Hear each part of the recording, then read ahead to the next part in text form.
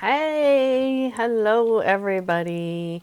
Welcome to Heart of a Hobbit here on the official Lotro Twitch channel, twitch.tv/Lotro stream. So I'm your host, Little Redhead, and I'll be taking you around the world or some parts of the world of Middle Earth today. So hello, I saw, there's a lot of chitter in the chat. There was a message that the servers were down because apparently there's some sort of possible internet situation, backbone perhaps, something like that.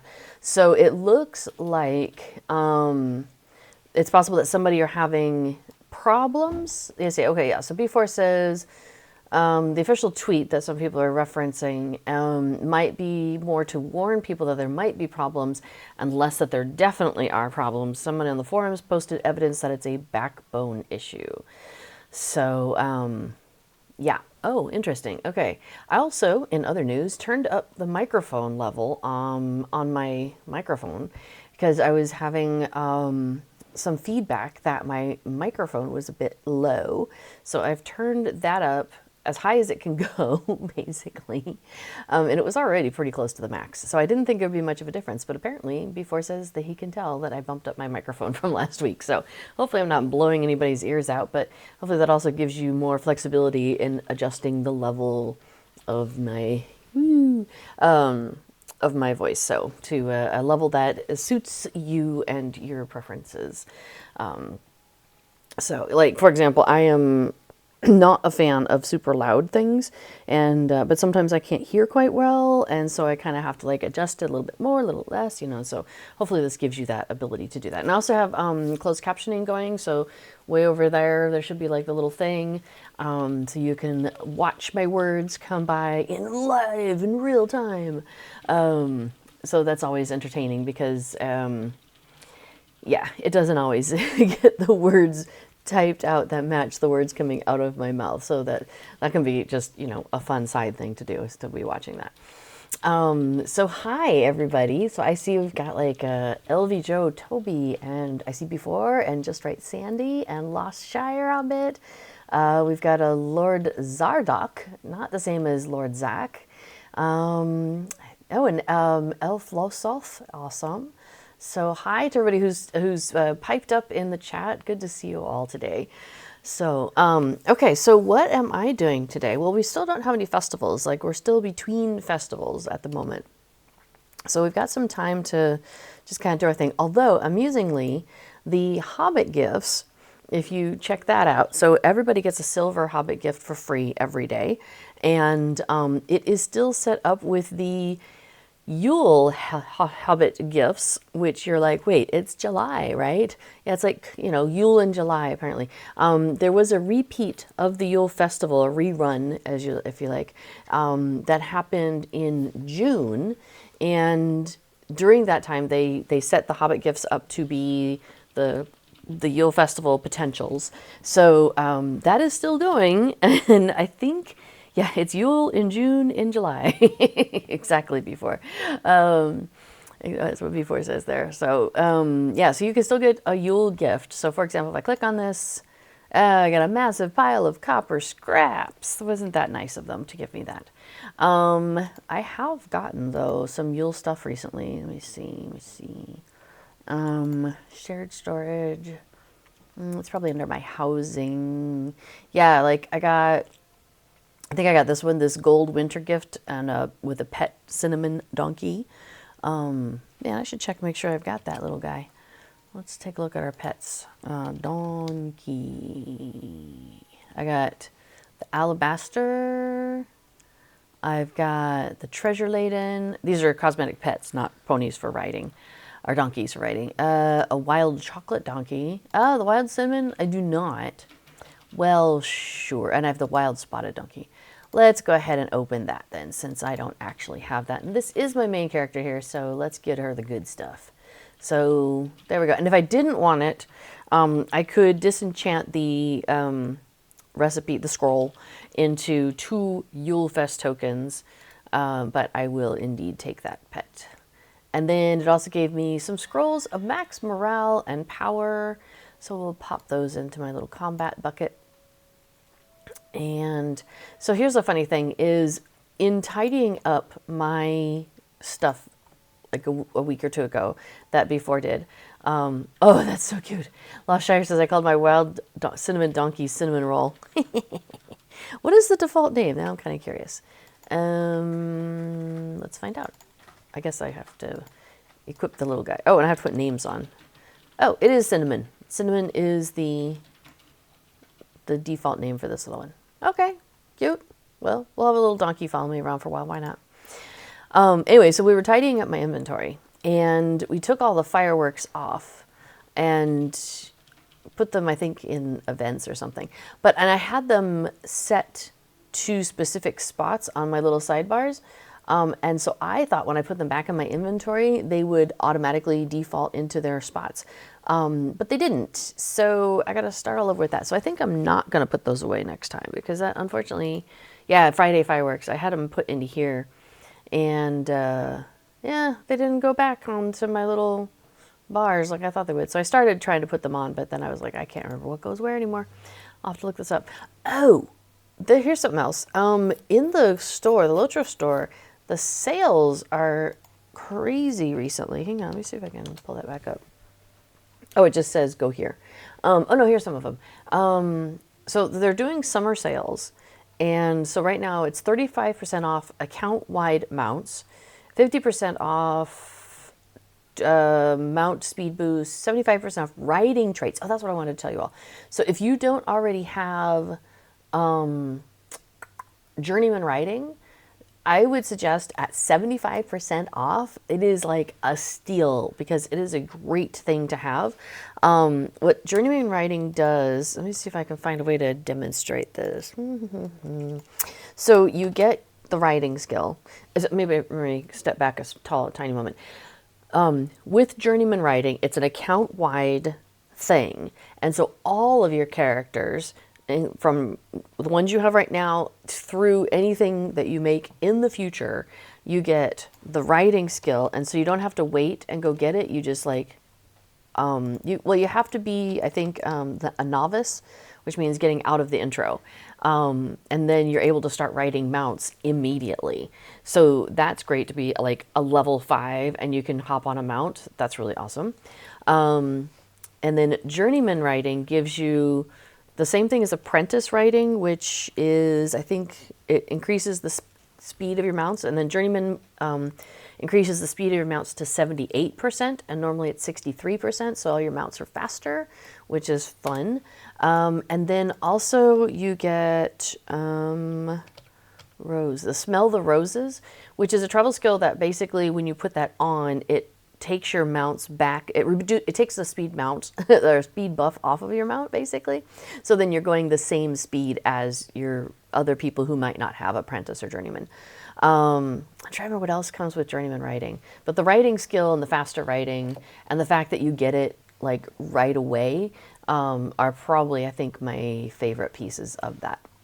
So and it's normally like 2,000 Lotro points or 2,500 or something like that. So 75% off is a heck of a steal. So if you haven't got it, or I'll put it in the chat, journeyman writing, highly recommend. There we go. So then you can pop in and get that. Funny thing is those account-wide mounts are 35% off, but there was a glitch. And so last Friday, I was watching Court of the Rings because he streams on Fridays at noon. And I like finally remembered to go and watch because I've been like, I forget sometimes. And yeah, so the account-wide mounts, it says right here, they're 35% off. They were 75% off because they got mixed in with those 75% off writing traits. So regular mounts and account-wide mounts, I believe all are 35% off right now in the store. But the account-wide ones ended up getting lumped in with the account writing traits. So they were 75% off until they fixed that. So I was like, ooh. So yes, Lost Shire says I managed to get 3 before they fixed that glitch. I got 6 because I was like, oh, I have to go get these. So what did let's see, what did I buy? I didn't buy those things. Where are the things? Oh yeah, it's over here. Transaction history. Let's see. So I got, yeah, Steed of the Minstrel, Steed of Daggerlad, Steed of Thorns Hall, which means that every single one of my characters from now on out will get these characters, or get these mounts. So for example, because I have journeyman riding, like when I create a new character, they'll have riding from the point when they're like level 5, and then they'll have like Steed of the Minstrel, Steed of Daggerlad, Steed of Thorns Hall, Steed of, what was the other ones? Oh yeah, the Fleet-Footed Goat, Steed of Bree, and the Steed of the Hunter. I went ahead and got all of those. Now I also got this thing that was it the Reclaim Moria bundle? Oh, let me look at it. Or was it the Middle Earth Essentials pack? Oh, I think it was the Middle Earth Essentials pack. Yeah, that's what it was. Because that is currently 250 Lotra points. I wonder if I can still look at it. Oops, I just closed it. Trying to open it. Will it show it to me? It probably won't show it to me because I already bought it. And you're only allowed to buy it once per account. But basically, it had a whole bunch of extra stuff in it. And one of the things it had was, this is what reminded me of, because I was looking at my inventory, is 6 premium housing writs. And that was for 250 Lotra points. That was included because it's on sale right now. And normally a housing writ itself, come up, where are you at? No, how did I find this? I had a hard time finding it for some reason. That's not it either. Character, collections. Why can't I find it? I can't remember why I didn't find it easily either. Maybe if I looked under premium. Anyway, I looked it up when I was trying to figure this out because the housing writs themselves were like 1 for 200. So getting 6 for 250, I thought, oh my gosh, that's a steal. So I just wanted to point that out to you also.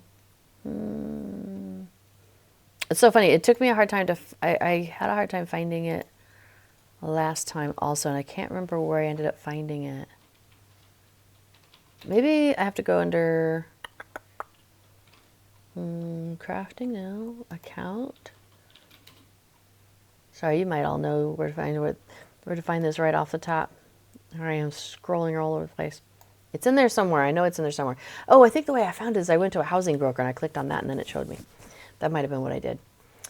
Anyway, I just wanted to point that out. So if you haven't already bought that Middle Earth Essentials packet, it's on sale right now, and it was on sale for $250, so I was like, that's a great deal. So I got that.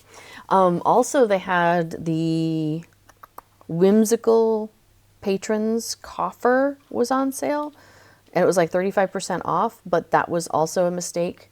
So I think they got that fixed also. So, oh well. Oh, and its clause says a couple of interesting quirks with Journeyman as well. Journeyman allows the hobby horse to go up to 78%, which is hilarious. Also, if you get the 32% goat you get early in Moria, it gets upgraded to 78% as well. So if you didn't farm for Thorns Rep for the goat or buy one off the store, you'll have a decent speeded goat for your journeys in Moria. Nice. So that's also another option. So let's see, oh, I thought I had a cat behind me still. I guess he wandered off. Oh yeah, Casper went back to the bed, back to the couch. Let's see, last year I got the Minstrel, Hunter, and Fleet-Footed Goat. Nice. So, yeah, it's Klaus. Before it says, it's Klaus, I find the slow goat in Moria going 78% one of the best parts. No goat, no problem. No kidding, that's fun stuff. Okay, so I did pick up a few things since our last stream that I was going to show you. And what was the other thing? Oh, here we got another. Oh yeah, I got another gift. That's what it was. Here's what gift I was going to show you. It's the Restoration Potion and the Gold Winter gift of the Wintry Sconce. So you know what? I think we're just going to plop that directly into my housing bucket because I don't think I'm doing any Wintry Sconces right now. And then, oh yeah, the Moria Reclamation packet. That's what I wanted to show y'all because I got that off of the Lotro store because it's on sale. So I thought we would take a look at that. I think I'll skip the virtue pack. And then the other thing is, so somebody was talking like in world chat and they were like, hey, I just put blah, blah, blah in the auction house. And I was like, oh, auction house. Maybe I should check that for some fun decorating things because of the floor stuff. So I did go, let me just go ahead. I purposefully left this for you guys. So I went and I looked at like, what do they have in housing? Here, let me show you what that looks like. So if I go to the auction house, sorry, I hope I'm not going to sneeze. I was out today going places and getting things. And I was waiting for the bus, and this guy was like, cutting the grass or whatever by the walkway, and the bus and by the bike path, and then was like using the leaf blower. And I'm like sitting there, and he comes right by me, and so I'm like here, and he comes here, and he's like blowing it all, but it's like blowing on me. And I was like, dude, I wasn't looking for a grass shower. So I think I got most of it off. I was really quite annoyed, actually. But I thought I got it all off. But if I start sneezing, that would probably be why. Anyway, so let's see. I went in here and I looked at decoration. So I just clicked on decoration and then hit search. And it'll show you everything that's in here that's in the decoration category. And so then I was like, well, sort by unit buyout. Because like if there's 10 of them, what are they per unit, that sort of thing. And so then I just kind of started scrolling through and I saw some interesting looking floor items. Well, then I was curious what those look like. And so I went over to decorative because they have that awesome website. And at that point, so anyway, I went ahead and so I just went ahead and bought a couple things. One was Umbari Sands, which I thought what a cool idea that is. And I paid 130 silver pieces for it. And then I got the weathered brick wall surface. So I got that for 130 silver pieces. So then I went over to decorative and I was like, hey, what's the what here? Are there other things like this? And how do you get these? Well, it turns out they're just by like an Umbari seller, which I could get to because I'm level 150 and I wasn't going to die there. So I just popped over there and bought some other things for way cheaper than 130 silver, but I don't begrudge that because it allowed me to, the person putting the stuff in the auction house actually got me able to see the things that I wasn't actually paying attention to or hadn't gone shopping for. So I don't feel like I was ripped off in any way because like I paid like 130 silver for it and it's worth like 9 silver. Whatever. I have 900 gold, so I think I can afford it. I have been known to be rather frugal in the game.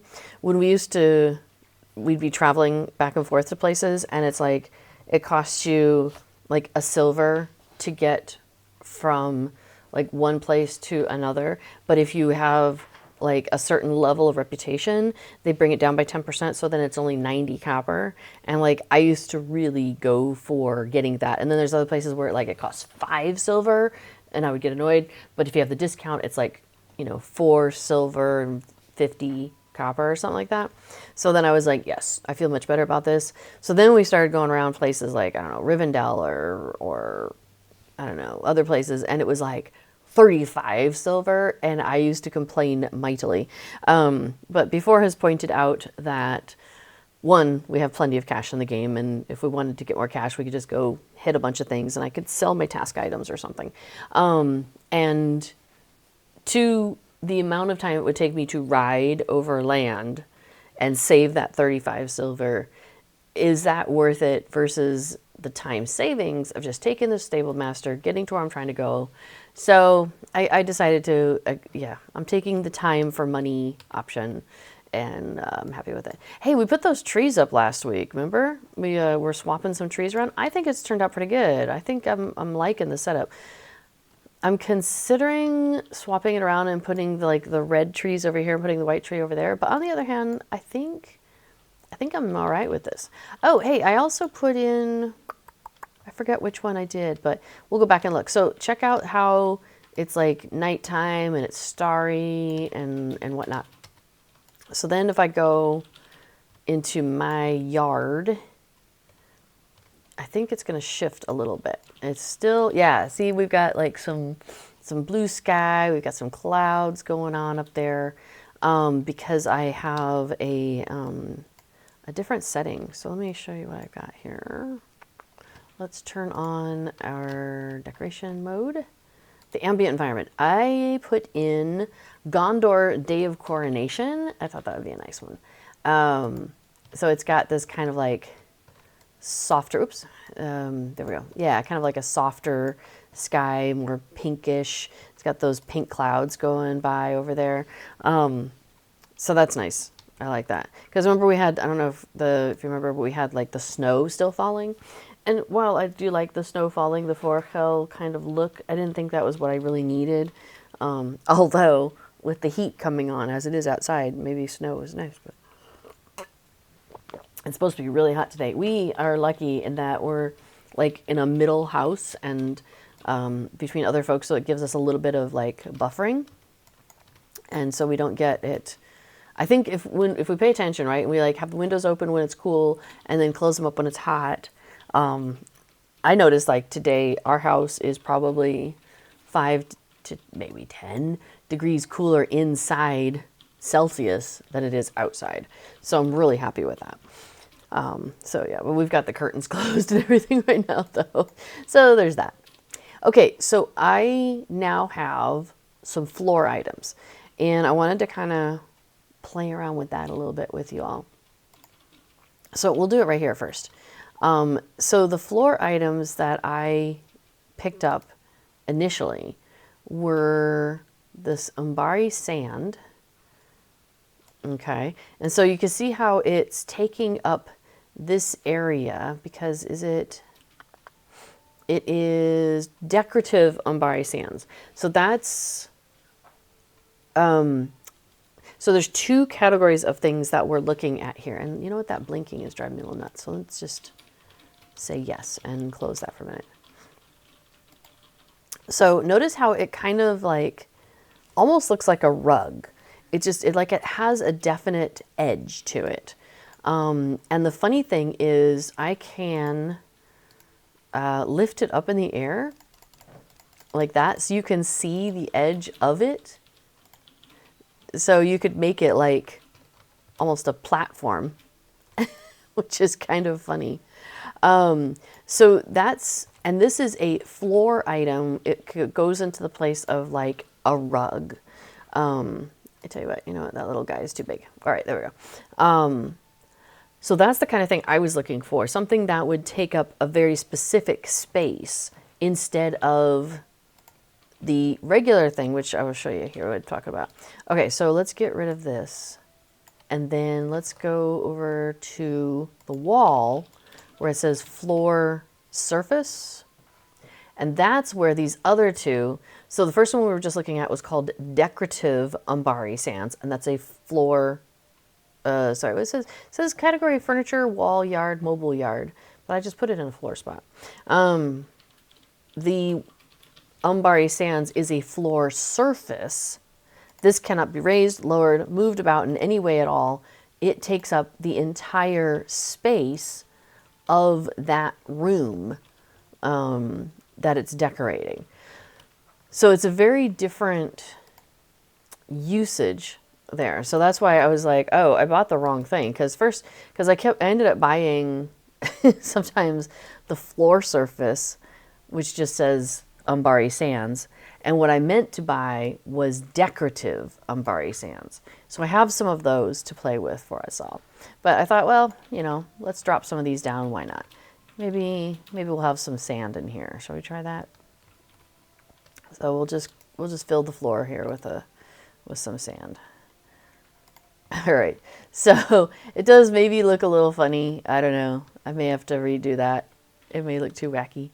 But I figure it's a start.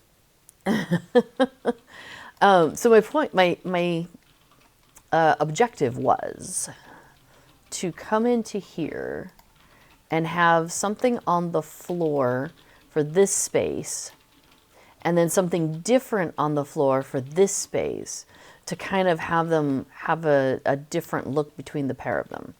So our options are, I have the decorative flowering floor blue, flowering floor heather, orange, and then the sand, the decorative sand.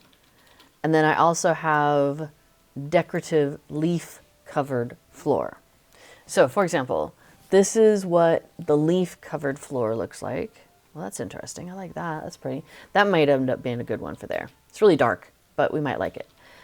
This is the sand one, which we were just looking at a minute ago, so kind of bright. Here's the orange flowers. That's intense, isn't it? Here's the heather. That's cute. That might be nice. And here's the blue flowers. Oh, that's really interesting.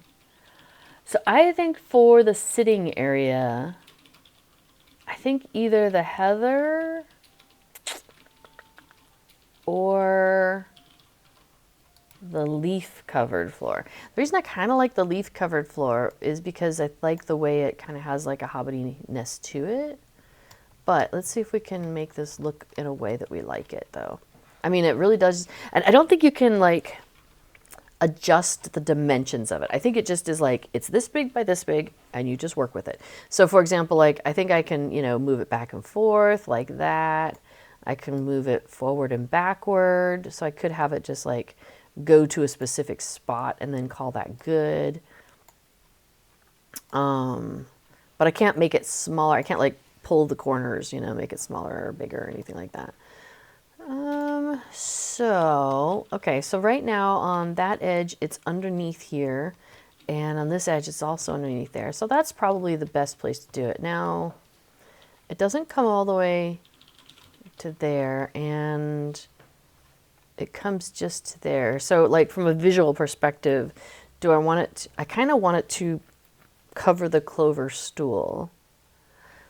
So I guess what I could do is scooch things in a little bit more so that way it goes in a little bit more.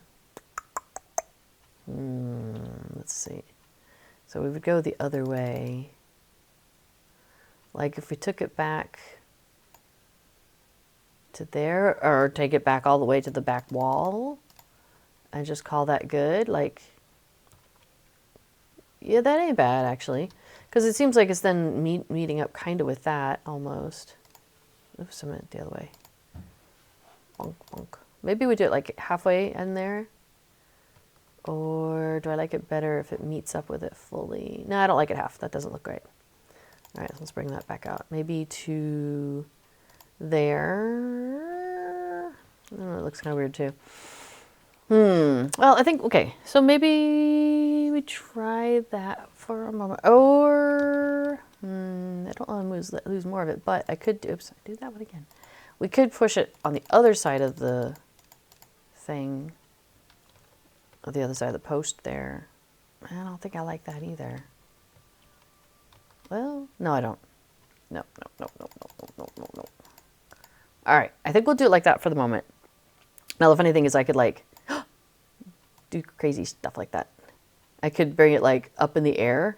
I mean, that'd be hilarious, right? I could have it so it's like the furniture is soaked in it. But now we're just going to put it back to normal floor level.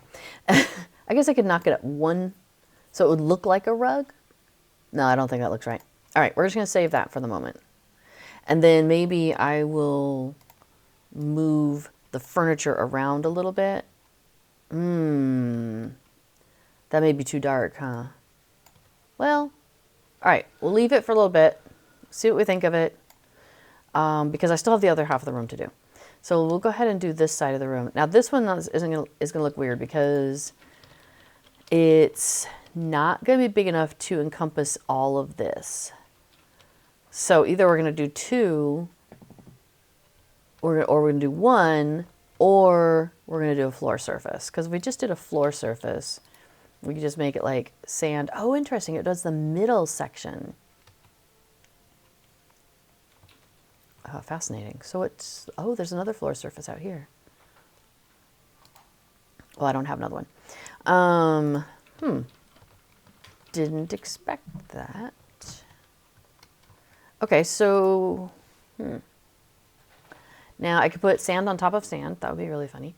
The ivy on top of the sand. Maybe. The blue flowers. Meow. I hear a cat behind me. I don't think the blue flowers is what I want. The heather almost blends in with the sand a little bit. The orange. That orange is just wacky. No, we decided we didn't want to do sand on top of sand. Okay, so I think, what did we decide? We like the ivy on top of the sand? It kind of looks like a rug-ish. All right, let's scoot this out to the middle of the floor. Man, it just looks like it keeps going forever.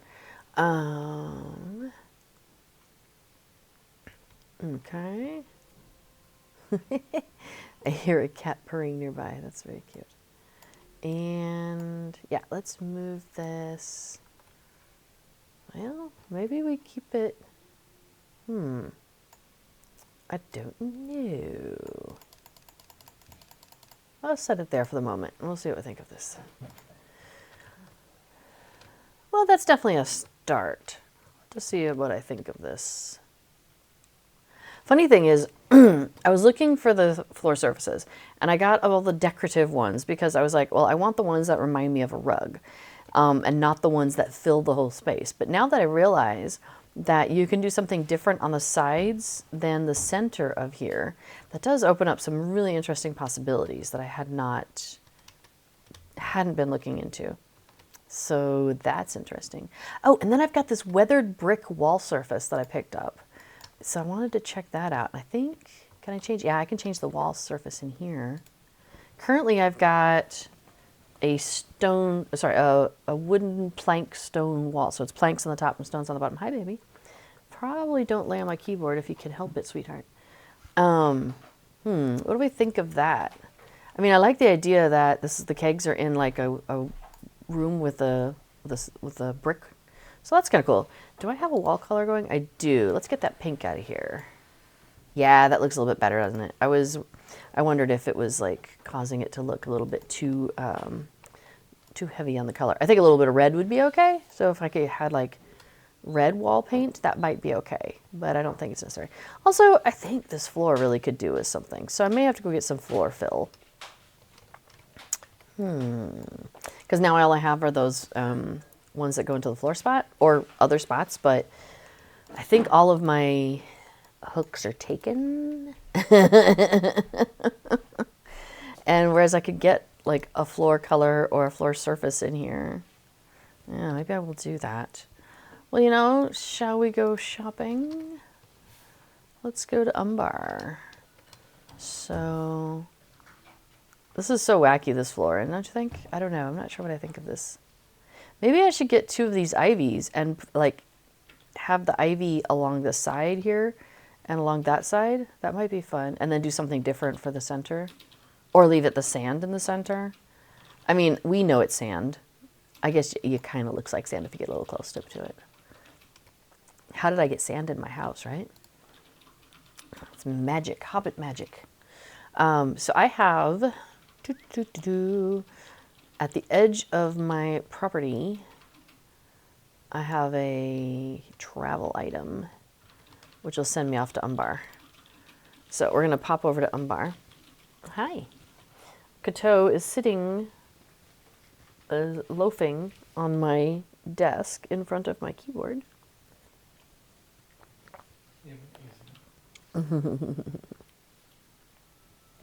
Here she is. Hey, baby. Everybody's watching you, sweet girl.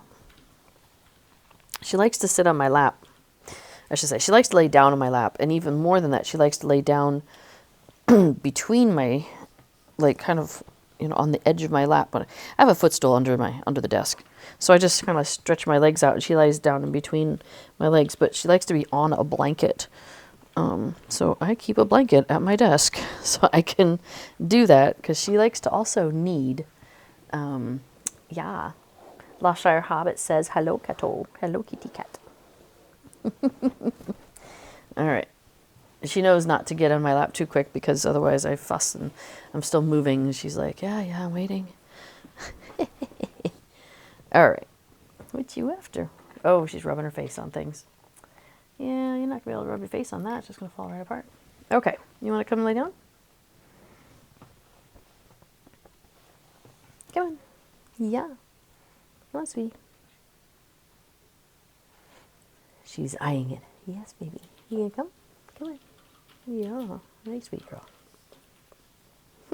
You're such a funny girl. Yes, you are. Yes, you are. All right, well, I'm going to go and try and find that umbar decorator that I had found before. And I recall it was, I think it was this direction. I had the coordinates last time, and I just looked for the coordinates. Oh, there she goes. She's changed her mind. I may have gone the wrong way. Or maybe they were, oh no, maybe, oh. I thought it was, I've discovered the shrine of he who sees all in the lower ward. Oh, maybe I am in the wrong place. The Cat's Grin Tavern. What a great name. However, I don't see the person I'm looking for. Okay, let's see. If we look at the map, I'm looking for what are they called? Not Vault Keeper. Quartermaster. That's a healer. Hey, let's filter some stuff. Okay, let's clear everything out of here. I'm looking for traders of various sorts, right? Or vendor. They're going to be one of those. All right. City of Umbar rewards. Allegiance barterer. Provisioners and stuff. Provisioner. Housing furnisher. Okay, I am close. I need to go south. Okay. This is not how I got there. Oh, maybe it was that bridge. Let's try that. I certainly don't remember going by that cat tavern, though. I must have found a different way there before. Oh, wait. And I need to go the other way. The other way. There we go. Okay. I think we're getting close. This looks vaguely familiar. And they were over here. Haha, housing furniture. That's where you are. Thank you. Yeah. Yeah, Sandy, of course. Now she says no thanks. Cats do have their own speed. Right. I expect she'll be back, so I'll just put this back over my lap when she comes back. So, hey, Delirian, good evening to the Netherlands. Good evening to you as well. Before it just stepped away, but I'm sure he'll be back for more excitement here. Okay, so we have, ooh, there's a dark brick wall. I don't have that. Let's go ahead and buy that. I should pay attention, make sure I'm buying what I'm meaning to buy. There's also a black brick wall, but I don't think I want that. There's like a bone-littered floor. I looked at that, I was like, oh, no thank you. Barnacle-covered floor. No, that's not what I'm after. But we were going to get some more floors. So it's alphabetical. And so all the decorative ones are right here together, which are those ones that are, you know, the ones that go in, you can put in the floor spot and move around. So, like there's a decorative Grodbog hive floor. Blah. But we do have the ivy floor. On the mossy floor might be nice. Although I think, okay. So now I'm kind of wanting to get a little bit of both. So maybe we'll get, let's see, there's a flowering heather floor. There's the orange one, there's the blue one. But I kind of liked, what did we just put over there that I liked? Large weather staining for the wall. That's fun. The leaf covered floor, that was really dark, but I kind of like that idea. So maybe we'll get one of those. And then I was thinking about getting two of the, was it the ivy floor? I think it was. Or was it a dark ivy floor? Was there a different ivy? I wonder, yeah, we can search, right? Ivy. So there's the decorative ivy floor. Ivy floor. Is there a dark one or no? No, I guess it's just the two. Okay. All right, so let's go ahead and get two more of these ivy floors. Why not? And then, do we want a mossy floor? I can't remember if I like the moss. Sure, why not? I got lots of room in that house. I got lots of rooms in that house. Ooh, a muddy clay floor. That might be nice for the room with the bricks. Where the kegs go, it might fit. Old rough brick floor gray. Old rough brick floor red. Wow, those are some fun things, aren't they? All right, I haven't actually looked at these, and I don't remember what they looked like over on Deco de Mio, so I guess we'll just grab a little bit of everything. A shell-strewn shore. Oh, no, that's over on the other server.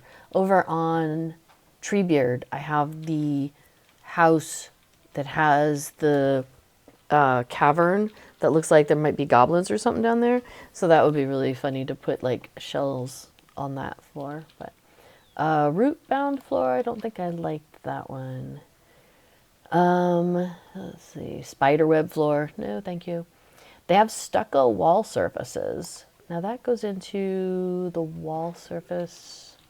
So it would take the place of the brick because I need wall color is what I need. I might have to go to Belfast. Belfast off. That person has a lot of good stuff too. Now we get into the walls. Marble wall surface. Vine floor. Okay. I think that'll do for here for now. So back when there weren't a lot of... Oh yeah, the deed bestowed there. Let me... Oh, how funny. Bane of He Who Sees All is a title I'm working on now, apparently. Back when tell you, while we're talking, we travel to... I'm going to go to Lollia's Market. Back when you just had, like, the original housing, so you had, like, the Men of Bree housing, and the Hobbit housing, and all those different ones, the 4 different ones, and then they came up with Belfalas housing.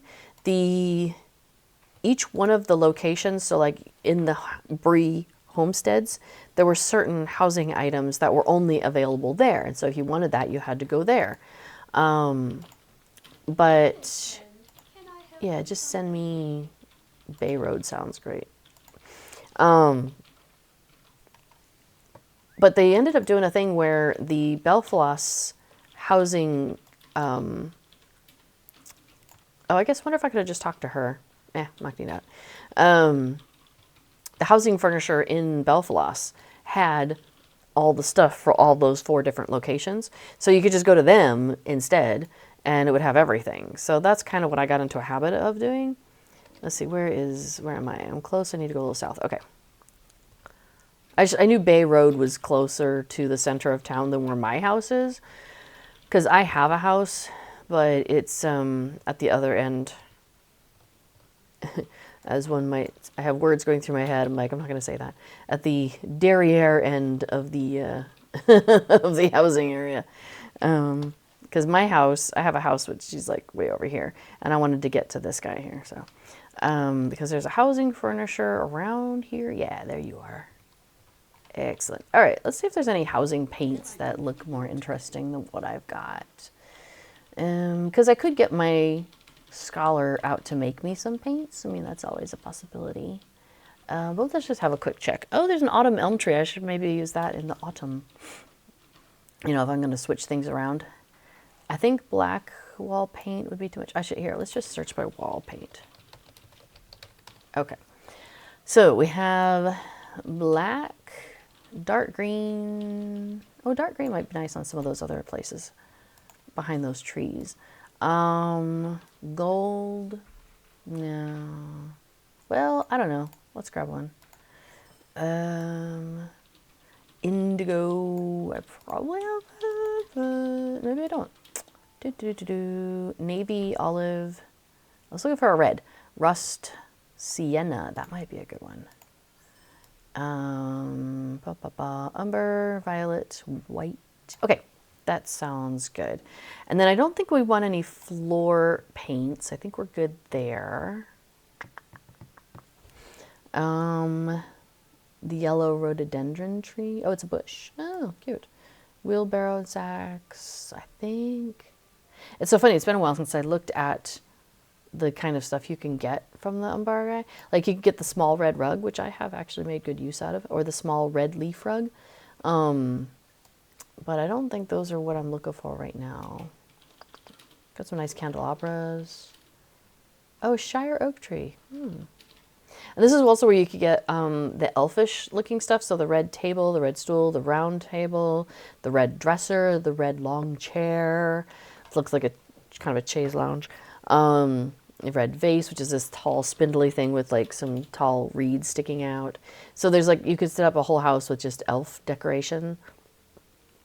This is a place where you can get a lot of that stuff. We got some stairs, Gondorian stairs and things like that. Mossy well, a marbled stone wall. No, I don't think we want marble. I don't think marble is the right thing. Oh yeah, and you can actually get the rug decorations if you're a tailor. There's a couple of rugs that you can make, and early on. And you can get those recipes from this person. Yeah, it's nice. I like that there's some like housing decorations that you can make as, you know, just like at whatever trade that you do. I think that's cool. I haven't actually spent a lot of time looking at the higher level stuff because I know once you get into, gosh, where was it? Rohan or Gondor, or excuse me, or somewhere in that range, that you could... there was some more housing decor recipes that popped up, but I haven't really spent a lot of time investigating that. Maybe I should, because there were some cool things. There's like actually other people made me some things. I can't remember if it's on this server or not. We'll take a look.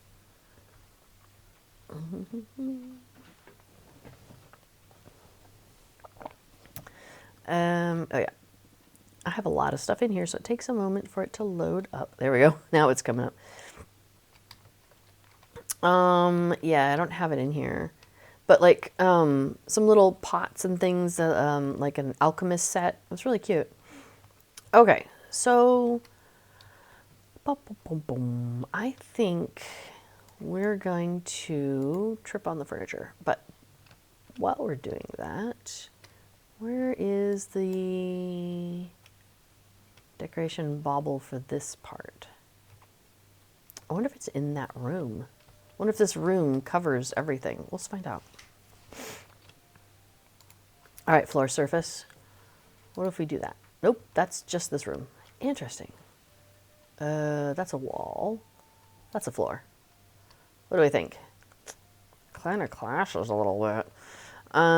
But if we put some wall color on,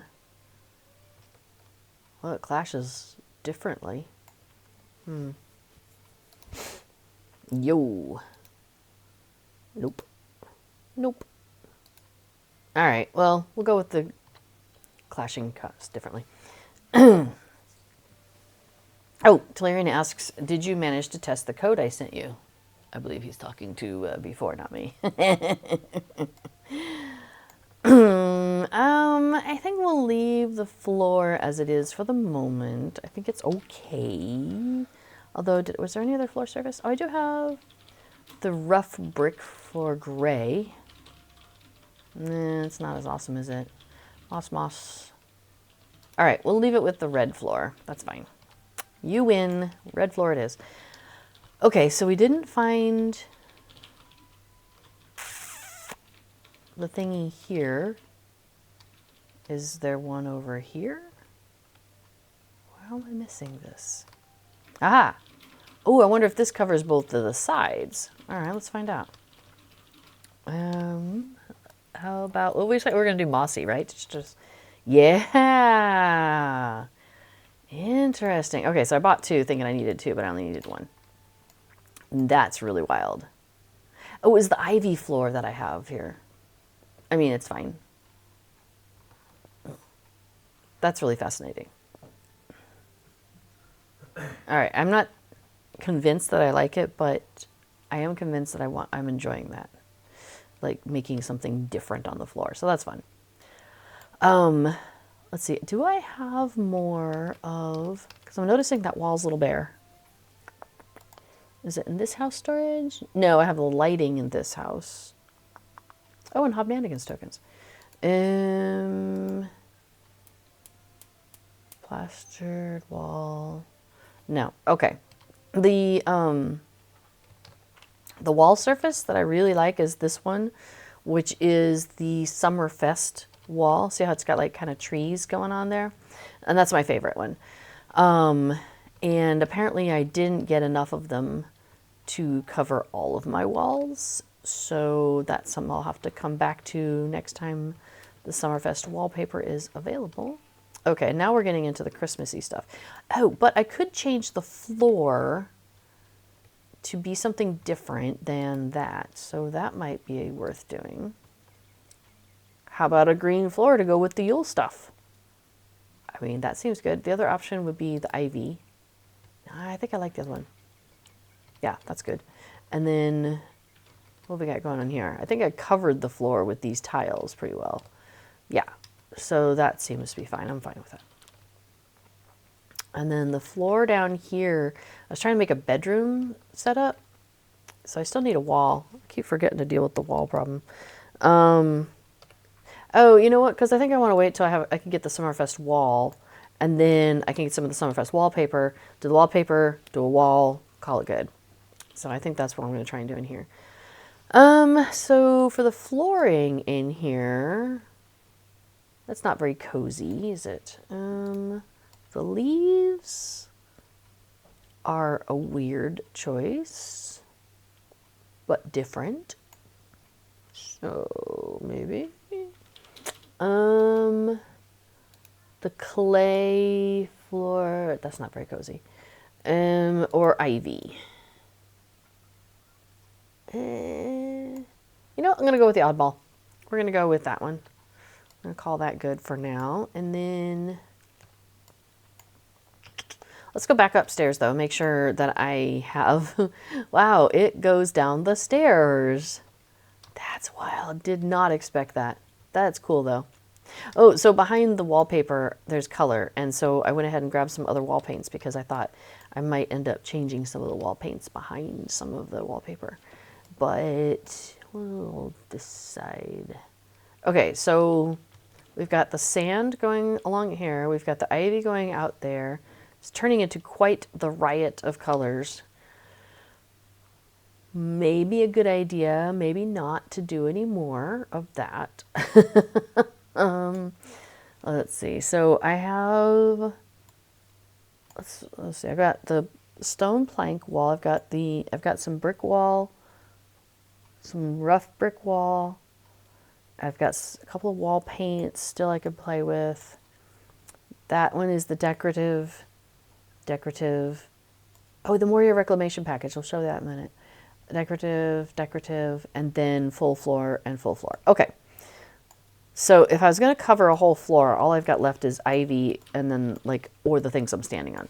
So I think I won't change up any of that. Do I want to change that decorative ivy floor to sand? No, I've already got sand there. The blue, the heather, or the orange. You know what? I'm just going to leave it right now. It is such a riot on the eyes, but I'm just going to leave it for the moment. I think this room needs something on the floor, so let's just throw something down. Sometimes I find it easier to just have something on a floor and then, or a wall or whatever, just do something. And then I can later on come back and be like, oh, I didn't like that. Let me try this instead. That kind of thing. The thing is, if I do the ivy, you know what? What if we did the ivy here, but then out here, we change this to the gravel or the muddy clay. No, I like the other one. It looks like gravel to me, but I guess it's not what it is. What is it? It is rough brick. Oh, sorry. Let's see. Airbating asks, is this the biggest Lindleby house? It's not. Or is it just a Shire kinship house? It's not the biggest house, actually. It is one of the bigger houses, though. There are... Here, let me step outside. That might be the easiest place to show you. Oh, I just noticed there was a little broom in the doorway. How cute is that? So in the neighborhood, and it's not entirely easy to see, but there's like little roads off on the sides. So in the neighborhood, there are the smaller houses, which are ridiculously huge. And then there's the bigger houses, which are even bigger. And that's the one I was in. There is a kinship house, which is like, there's like a cul-de-sac over here. I don't know if you can tell by looking above my head, right there. And that's where the kinship house is.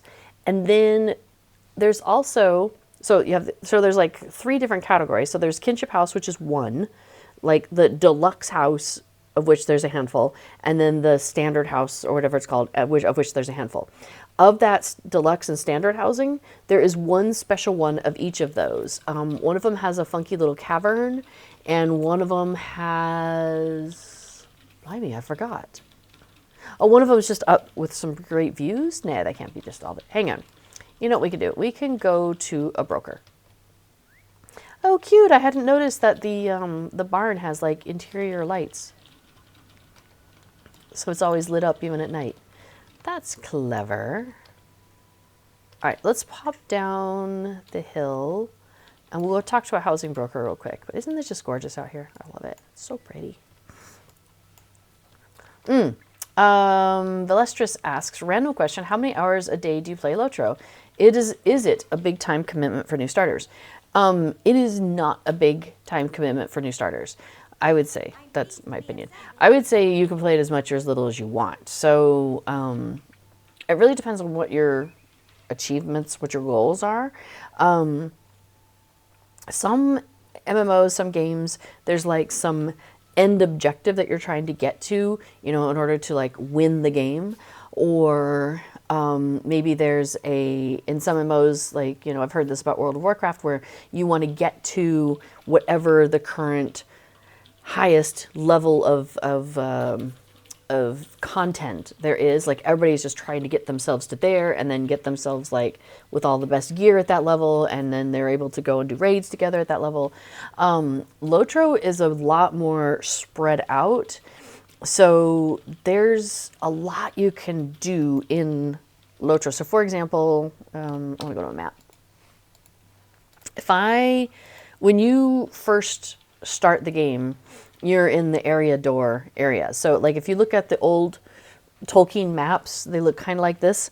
You've got area door up here, where that's where you're gonna find like your Shire, the Bree, the Blue Mountains, all of that, Linden, the Grey Havens. That's all in that area. And then you've got like the Misty Mountains here, kind of in the middle-ish over there. And then you've got Rohan, you've got Gondor, you've got Mordor, you've got what's it called up here? The Mirkwood, where you had like some Hobbit stuff happening up there. You've got Dale. So this is more kind of like stuff that came out of the Hobbit book. And then the rest of this is more the journey that they took in the Fellowship of the Rings books. So you can play around in this whole area. When you first start, you're like, you know, a level 0 character, and you go through kind of an introduction that's like, you know, here's how you pick something up, here's how you hit things, like here's how you interact with NPCs. So you have all that kind of like, you know, your traditional taking you through a tutorial, basically. And once you come out of that tutorial, you have something. You get like a little token which says that you are now a novice. And that's really where you begin the game. And you're probably like a level 5 character at that point. And depending on what race you have started as, for example, if you're a Hobbit, you would then your character would find itself in the Shire. If you are an elf or a dwarf, you're going to find yourself over here in Ered Luin. If you're a dwarf, you're going to be in the north by Thorin's Gate. If you're an elf, you're going to be in the south, down by Calendim and Duland in that area. That's so funny. There's so much stuff on there. It looks like it's a different name. If you're a race of man, you're going to find yourself in the Bree area. So, and then from there, you've got a number of choices. There is a thing called the epic story line. And For example, and it'll show up in your quest log when you've got a quest is a part of that chain of quests that chain together. Let me show you my completed ones because that might be a little bit easier. So if you look at my thing, and that might be a little tiny to see, but you'll see it says Epic Volume 1, and then it has a book number. Epic Volume 2, book number, blah, blah, blah, and so forth. So Epic Volume 1, Book 1, and then within that book, there's chapters, Chapter 1, Chapter 2, Chapter 3. And so the idea is like you are in your own book, you're the hero of that book, and that story takes you kind of in a parallel to the Fellowship. And so, for example, you might, at one point in the story, the Fellowship has left Rivendell, spoilers, and, you know, they're tromping along, and you and a few other people know of their journey, maybe not all the details, but you know that this is something important and that it's supposed to be, we're supposed to be kind of protecting those folks and keeping like them from being discovered. And so somebody's like, hey, I know they passed by here. Can you go out and see if they left any traces of their journey behind, because there's a lot of enemies in this area, and if they're discovered, they might get their trail and, you know, might go after them. So you go and you find like a handkerchief that one of the hobbits dropped, or you might, you know, cover some ashes from some burning embers, you know, covered up with ashes, like something like that. Yes, Peter Pan is, how could you spoil Lord of the Rings for me? I know it's only been out for like 75 years. I'm so sorry. So that's what a typical person will do, is when they're starting off, is they'll follow that epic storyline, because that takes you through the world of Middle Earth and gives you objectives that make sense. You know, let's go check this out, let's go check that out.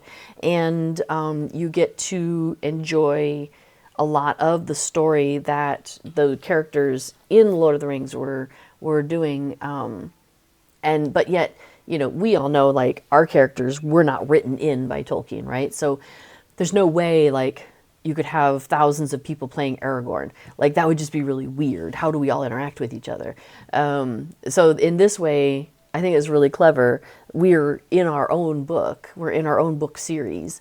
It just happens to parallel what's going on in the Fellowship of the Rings, you know, the Lord of the Rings series. So that's really cool.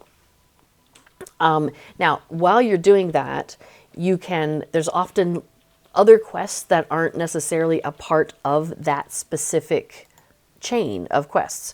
So, for example, I'm trying to think of where's an area where I haven't completed everything. And I'll pop up to Thorn's Cake.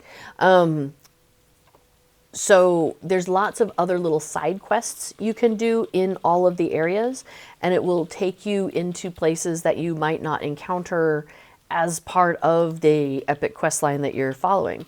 So like, I'm a hobbit. I was not sent into the dwarven zone to do much of anything.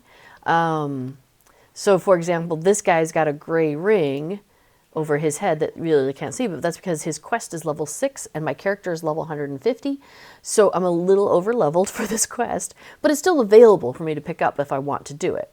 So you get like kind of some flavor of the area. So like, for example, this dwarf, he's like, can you keep a secret? I was exploring an old cave over yonder, and when I was attacked by one of those vicious cave claws in the fight, I accidentally left my pickaxe behind.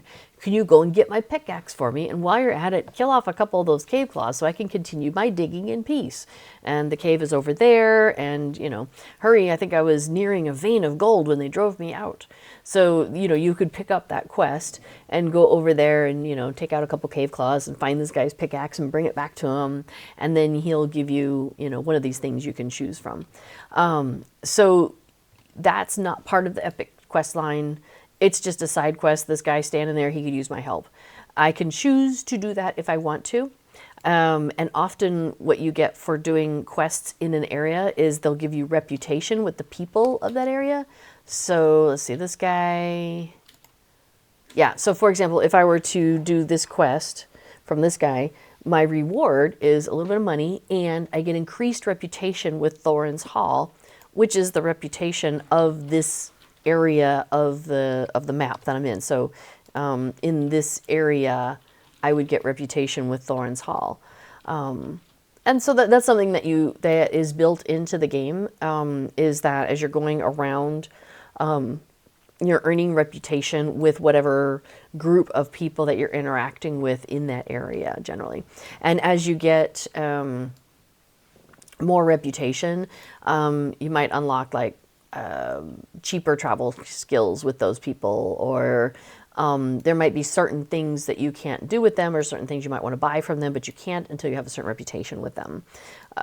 There's even one area where you can't even get to you can't use the stable master in one of the places, right, over in the Lossoff, up in Foreshell. Yeah, you can. I don't even think you can use oops, that's not what I meant to do. Use one of the stable masters until you have a certain reputation with them. So like they got to know you. They don't like outsiders. So those are some things you could do. So that's where where was it? Arabani, I think, was saying that, yeah, it depends on the goals, but if you are into completionist stuff like me, it will take you years. And that I can relate to, because I am also, often I'll have a completionist character that I'm playing on a server, which means I want to get full reputation in a zone. I want to do like all the quests that complete various deeds in the zone. So for example, each zone will have a series of deeds that you can work on completing.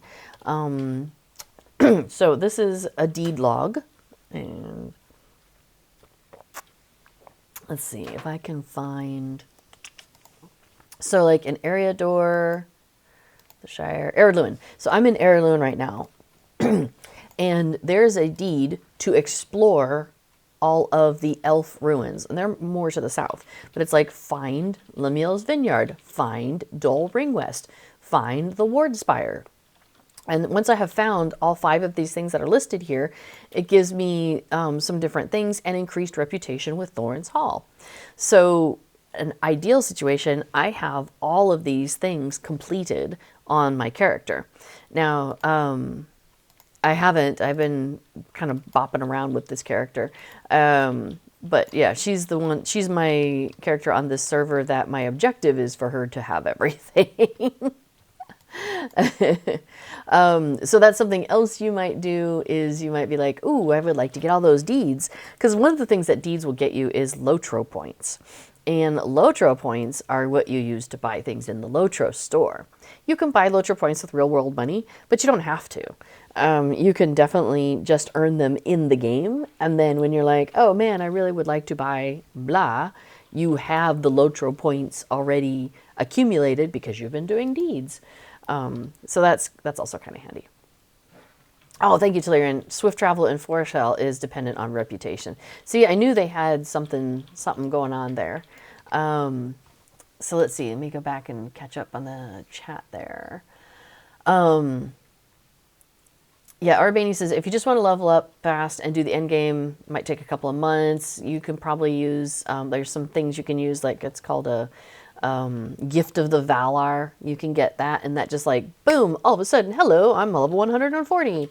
I wouldn't recommend that though early on, because there's just so much fun you can have in the game and learning the areas of the game and interacting with the stuff that's going on, that I think it's the first thing I would recommend is follow that epic quest line, because that's going to take you through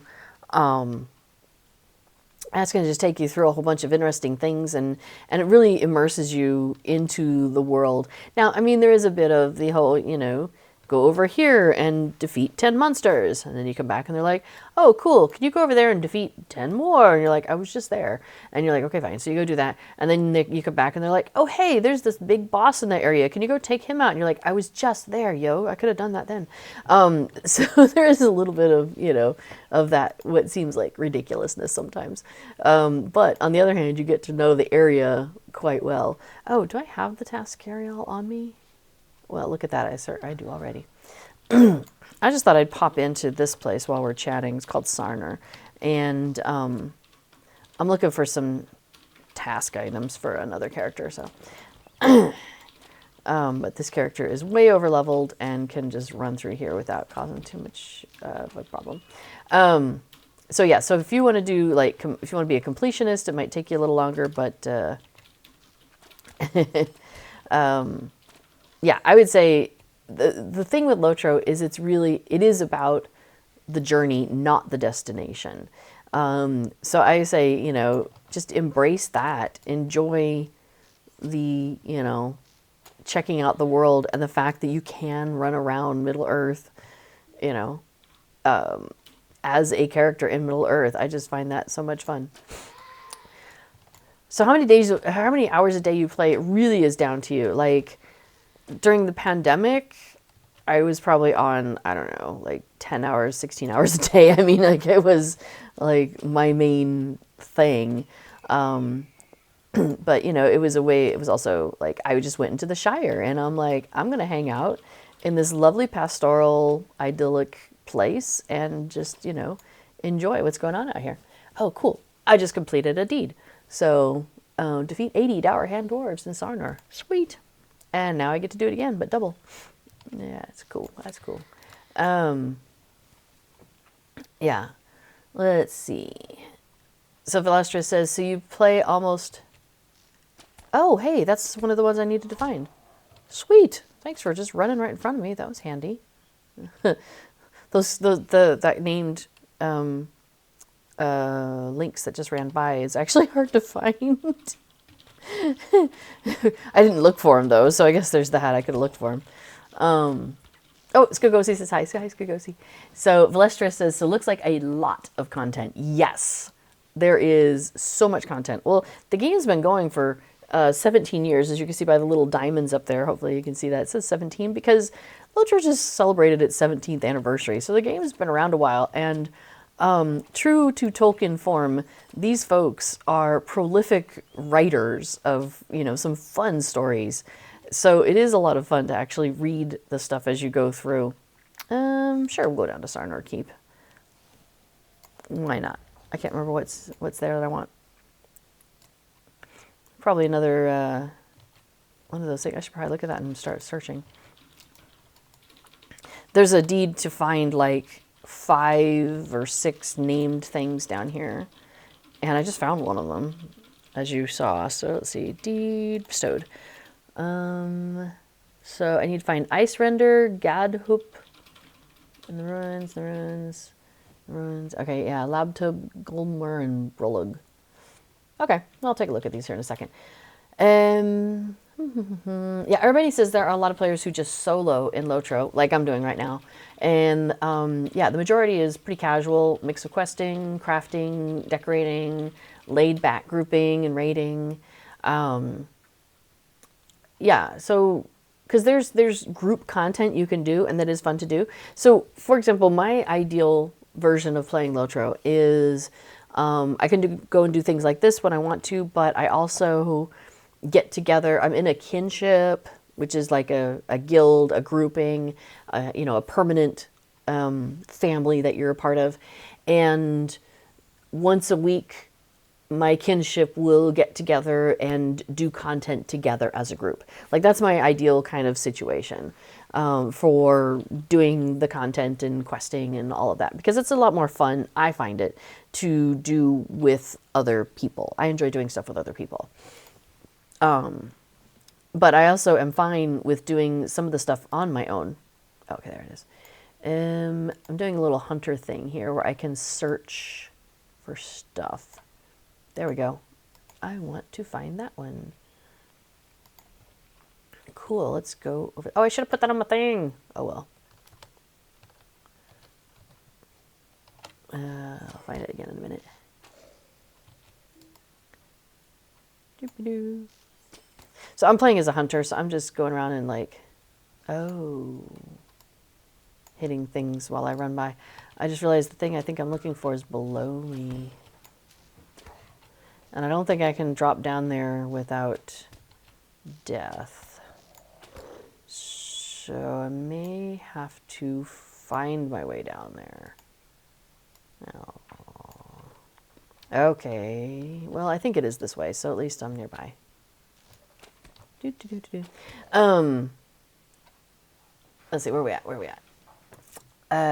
Yes, as the popular saying states, says Ered, Lotro is about the journey, not the destination. Everybody, to the question of how many hours a day do you tend to play, it depends, but mostly around 2 hours per day, more on the weekends and during vacation. 2 to 3 hours. Yeah, like I would say it goes back and forth. Like sometimes I will play for more hours a day and sometimes less. Right now I tend to do, I do a social thing on Fridays with the Hobbits on Laurel in here. So that's like 2 hours on Fridays, and then we play with a friend of ours over on Crick Hollow, and we do that a couple hours on Thursdays. Although lately we've been like playing terraforming games instead. And then we got kinship stuff on Saturdays for a few hours. So, you know, that's kind of like my normal Lotro schedule. But that's because I choose that. Like, I don't have to do that. Like, I would still be able to accomplish plenty regardless of, you know, however many hours I'm playing. Well, darn, that didn't take me where I was hoping it would take me. Yes, and the Jeff Pack points out that the deed tracker plugin is great for tracking deeds you haven't done yet. I am a huge fan of plugins, and I do make prolific use of that one. I didn't bring it up immediately because I don't want to. I was trying to show, like, you know, the stuff that's native to Lotro, which is like, for example, the deed log, which is native. But yes, the plugin, the deed tracker plugin, which looks like this, it mimics a lot of what's going on in the in-game deed log, but it gives you a lot more flexibility and is more robust in terms of telling you, like, it shows me in gray, like, the things that I haven't found yet, or haven't completed yet, I should say. And it tells me, like, how many things I still have outstanding and how many Lotro points I could go earn that are available in a thing, or, yeah, various things like that. So I use the deed tracker a lot, actually. But I'm going to put that on my tracker. All right, so we still got to figure out how to remember how to get down without, like, just taking myself out. And I don't remember how to do that. So here's the funny thing is I play with B4 a lot. And there are definite times when I'm just following him. And he's like, yeah, we'll go here, we'll go here, we'll go here, we'll go here. I'm like, cool. And we end up where we need to be. And so that does leave me sometimes forgetting how to do things when I'm on my own. So there's that. Oh, Ered had some issues with the plugin. Yeah, because there's a lot of deeds. Yeah, that's true. So B4 is the one who created the deed tracker. So he based it off of some tech on some other ones, but really expanded it into something pretty neat. So I like it a lot. Velistris asks, do you do raids as well? What is the raiding endgame scene like? Let's see, have anybody responded to that? Okay, you guys are talking about how long it takes to load things. Okay, so in terms of endgame or endgame raids, it really varies. They come out with new stuff at least once a year, and I am still enjoying. Oh, here we go. I'm still enjoying some of the old stuff with a lot of my characters, so I'm not like, yeah, they're below me, the person who's like, oh my gosh, I have to go and do this new content. I have a tendency to end up doing like what was end game content when my character gets to that level. Although with this character, I kind of accelerated. I did do a Valar and jumped her up a bunch of levels because we wanted to do some things that were only available at cap level. Some kind of like mini dungeons. They're called missions. And we wanted to do those with these characters. But yeah, in terms of raiding and stuff, yes, there are people who do raids. Absolutely. There are some servers which do a little bit more of that. than others. And it also depends on kind of like the kinship that you're in. Some kinships are more focused on that than others. When we do raiding and the dungeons and stuff with our kinship over on Treebeard, we have a tendency to do, we're more looking to like accomplish all the deeds. That's the kind of stuff that we're interested in doing. Hi, honey.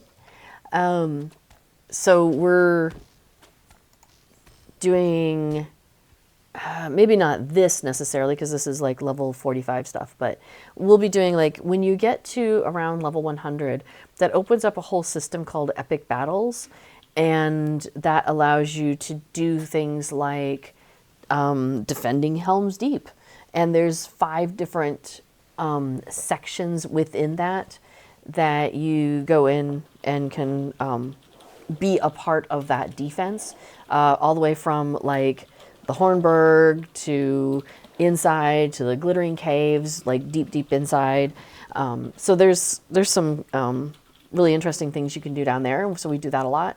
And then we'll do things like, also then just beyond that, you can then go and do like defending Peligir when Aragorn is showing up and bringing the undead from Darrow, I forgot the name of the place.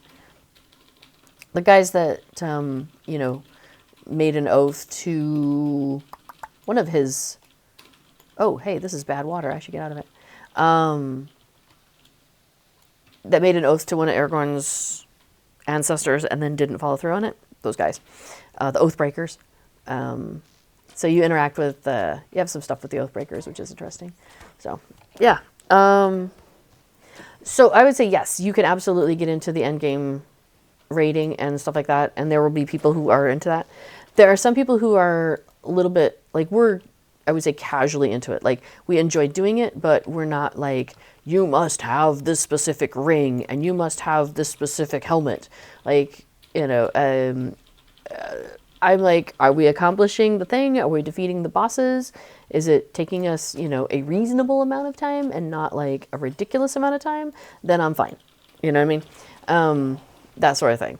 So, like, if we're working on a boss and it's like half an hour, I'm like, this seems a little excessive. Maybe we should do something else. Or, you know, maybe this isn't fun. I guess that's what it comes down to. Like, are we having fun? And if we're having fun, then that's fine. Ooh, defeat 80 beasts in Sarnúr. Yeah, for those of you who use the deed tracker plugin, this pops up. So that's why that keeps popping up for me, because I do like to use that. All right, let's see. Who else am I looking for? Oh, B4 says, I encourage you to disable deed tracker and try again. In my experience, the delay is not coming from deed tracker. Yeah, responding to a whole conversation there you guys are having there.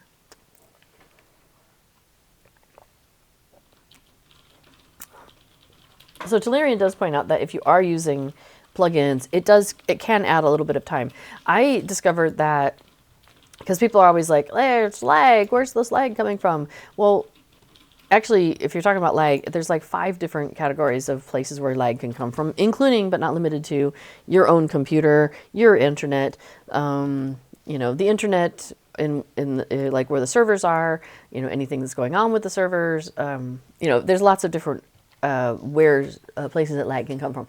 Now, from a server side perspective, SSG, Standing Stone Games, I know they are working on a lot of whatever it would take to, you know, reduce any lag that might be happening on their end. So that is always an ongoing thing.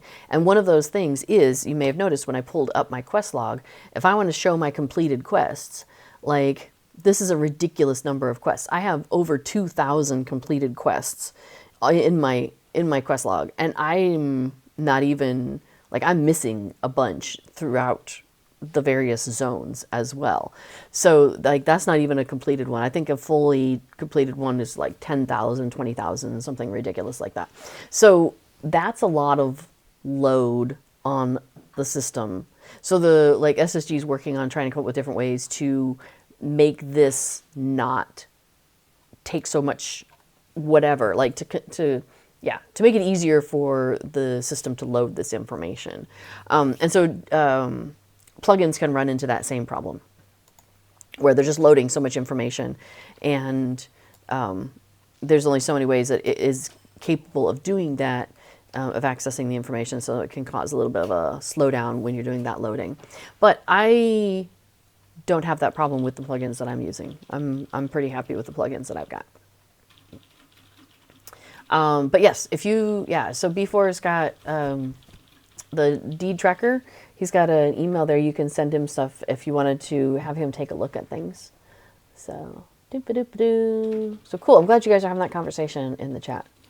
Yeah, for example, B4 points out that like he notices his completionist character takes a lot more time to log on and log off than the other characters. That's true both with and without plugins. Yeah. So there's that. Egg Arthur knows a bit more about the endgame rating from that perspective, and says at the higher tiers of rating, lower levels of gear and or skills can make the difference between getting the raid done or the raid failing, and so that's why folks can get sweaty about the details. But the thing is too, that if you are interested in going into that, the LOTRO community is in general a very good community. There are sometimes, knuckleheads, as there are in every community. But in general, the LOTRO community is actually very helpful.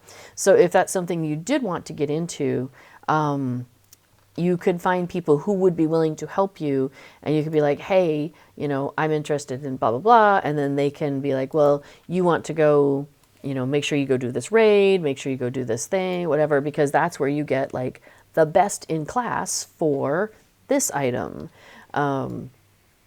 So there are definitely people who have opinions on what gear would be best for, or is among the best for any particular class or race combo. So you wouldn't be on your own trying to figure that out. There would be people who would already have opinions. Sometimes they have very strongly held opinions, so you just have to kind of take that with a grain of salt. But yeah, like we were on a competition server that it was like a 1 month tournament, and this was a couple years ago, and the server was capped out at level 50. So everybody, like the highest you could get to was level 50. All the stuff you were doing was level 50 raids, and there were things in there that people knew, hey, for doing, when we were doing, what's his name, in the deeps, not the Watcher, but forgot his name. Anyway, we were doing this one raid, and it's like a 12-person raid, and you really do need 12 people if you're going to do it on level. So that was a lot of fun to get to do that on level, because normally I come in when I'm way over leveled for doing that. Anyway, so I had people who were helping me out with like, this is the jewelry that you need, and it was like stuff that we would craft. And so we were looking for the recipes, and then you'd want to make sure you got the critical version. And so we would like be making sure we got the critical versions made. And like, so it was, but it was kind of fun because I had not really gotten in that deep to those sorts of things. And so it was a lot of fun to get to kind of play around in that mindset. So like I said, people will help you, which is really nice. And I appreciated that people were helping me. Everybody says, sadly, all my characters are completionists. I wish for you new computers with much capacity and robustness. Oh yeah, because that's what happened. So, well, it's a couple years ago now, but we upgraded our computers because we had been using some decent laptops, but it could only do so much. And we upgraded to some beefier desktops, and man, that reduced almost all of my lag, and it was glorious. So, yeah, to kind of close the loop on that lag conversation from before. So, okay, so I want to see if I can find any of these other things. All right, so I'm looking for, Snow Toll Ripper? No, I'm looking for people with specific names. And none of those have a specific name. Okay. I think I need to go to a different area. Is that the way out? That's the way out, isn't it? Let me see. There was a period of time where we were coming in here like daily looking for some very specific creatures, kind of like I'm doing now, but with a lot more intent. And we knew where they tended to show up. And I don't remember where that is anymore.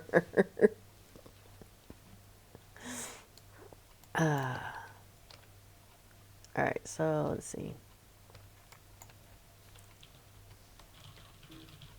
Oops, I need to do these guys.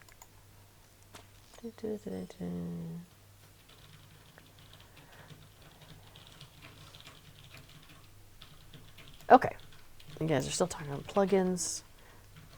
So, yeah, and in case there's anybody who doesn't know, B4 does do a lot of plugin development and enjoys playing around with that. So right after my stream, it's like in 20 to 30 minutes from now, he'll be streaming and he'll be talking about plugins. So all this typing that's happening, he can do it at least in voice at that point.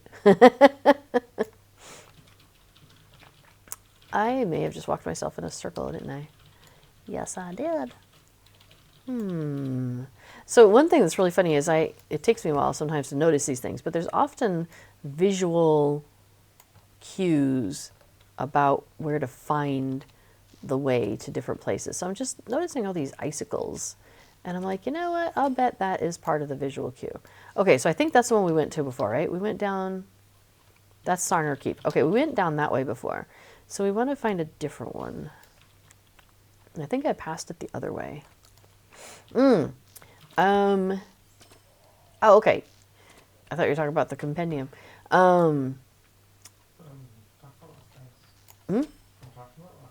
Yes, there's a lot of stuff you're talking about there. Oh, did somebody just shoot at me? No, they wouldn't dare. Ooh, there's some silver down there. I'm going to grab that, though. Yeah, so here's a fun thing, getting a little off that topic of new person stuff, but if you have a character that you've been playing for a while and you've got a bunch of deeds done, and then you load up the deed tracker that before did, it won't know what you've already done in the past. It doesn't have the capability because it's able to see certain things in that Lotro provides, but it's not able to see everything. That's just part of like the security, built in with Lotro and how much data they allow to be visible out in the world. So as part of the Lua? The data that's available. The plugins can't be like, oh, here's what you've done in the past. It just doesn't have that accessibility for that information. But what you can do is there's a thing where you can like run basically kind of a report, and it looks at your files and it can thereby see what you have done. And then you basically take that report and take the Lotro, the plugin, the deed tracker plugin, and be like, hey, take this information, and it plops it in there. And then it autofills that information for you. So you don't have to go through and click, click, click, click, click, click. Because when he was first making the deed tracker, whoopsie, I don't want to do that. I'm going to fall right off. You did have to actually go through and click everything. And we were like, this is not enjoyable. And so he then, got that other thing to work together. So that was really awesome. I think I want to go down there. I'm not certain though. Do I want to be down there? I don't know. I am looking for, let's look at creatures. Anybody with a unique name? Snow Beast Hurler? No, that's just a generic one. But I think I want to be down there to get some of these snow trolls. No. Yeah, that's fair. All right. I wonder if I can get down this way without falling into my death in the abyss. We're gonna find out. Don't look. Oh, it did not work out. Oh well.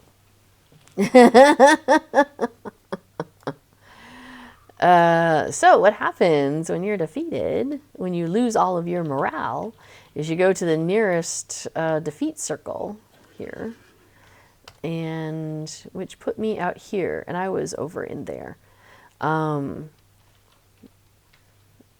I think I'm actually done playing in Sarnúr for now. That's fine. So let's see. Okay, what have we got here? I got some Lotra points for completing a deed. Nice. Yes, the current streamer has died 1 time this stream. Thanks. I got a title. I'm going to keep the title I have. And I finished a deed. So that's cool. We're fine. All right, so what have I got in my inventory? A lot of junk. Let's do something about that. First of all, let's see, we should have a place for, well, maybe I don't have a place for reputation stuff.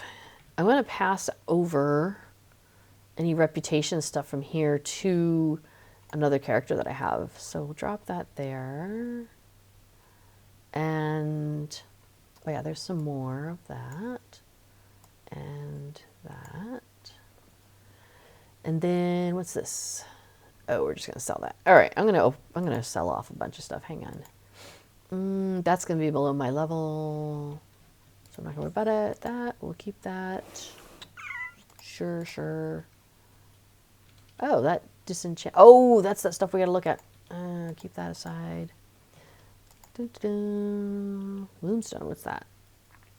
Oh, it can be. Okay, it's part of the jeweler's set. All right, and we'll get rid of that. We'll get rid of that. Ivy floor we're keeping. Why do I have a chapter thing? Let's open that up. Okay. That can go actually. And oh, so I want to keep the task board stuff for one of my other characters.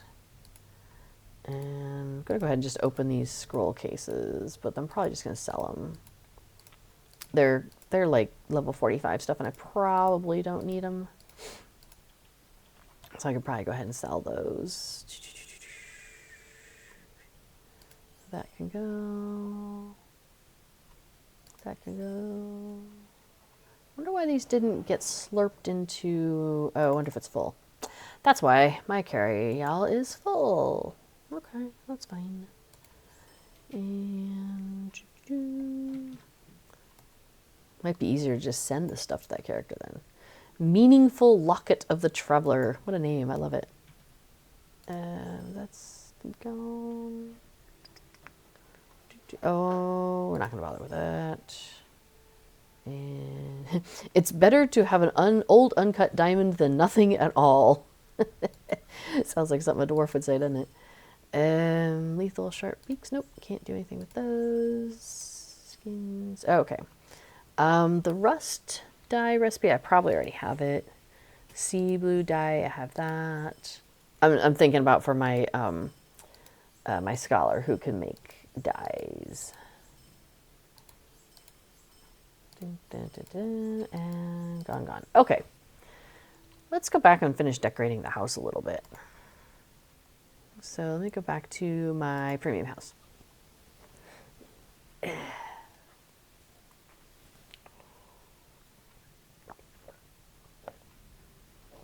Delirian has done a patched the Bootstrap plugin a bit, so it loads all the plugins, but only one every 30 seconds. So all the essential things load first, and then the nice to haves slowly load over time. That's a clever way to do it. Yeah. So yeah. So if you are looking for advice on plugins or ways to manage your plugins or any of that, like B4 has lots of ideas, and in the chat during the plugin stream, there's a lot of people who have really good ideas also, like that sort of idea. So yeah, if you have any questions about plugins, definitely stick around for that. So I'm probably going to finish up here in about 15 minutes. So before, this is your 15-minute warning, I guess. I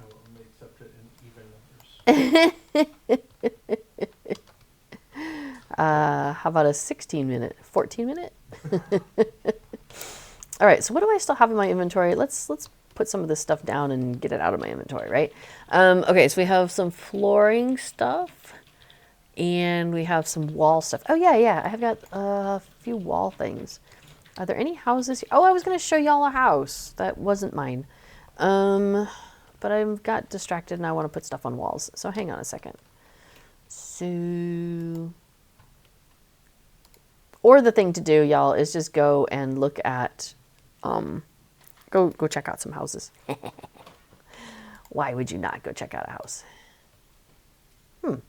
That's kind of cute. Let's just have that sitting off of the that room. And then what about this one then? Because I'm kind of trying to make this be like a little bedroom. I thought that might be kind of cute. And then I can make this one, so it looks like a little storage space. And then we could put some wall color on. It does kind of go nicely, accenting the stuff that's in the main space there. I think we'll go with that. And then, do I want to put anything on the floor in here? What do I have for floor surfaces? I could put the ivy floor in here. It looks interesting, but definitely looks better than that. Okay, we'll do ivy floor. Why not? So that's going with that space.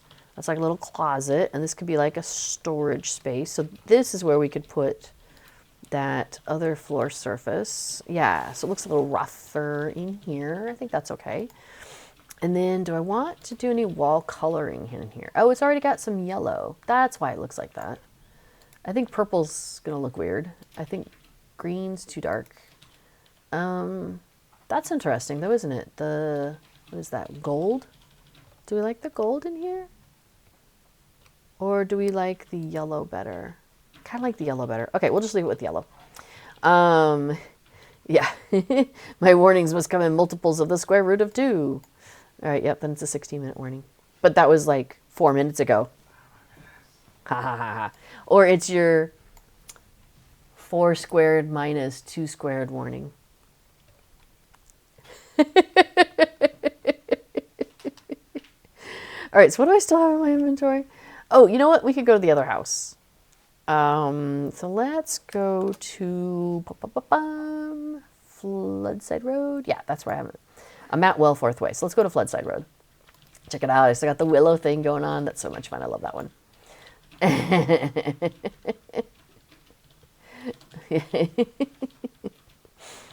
All right. Oh, right. I forgot it left the thing on.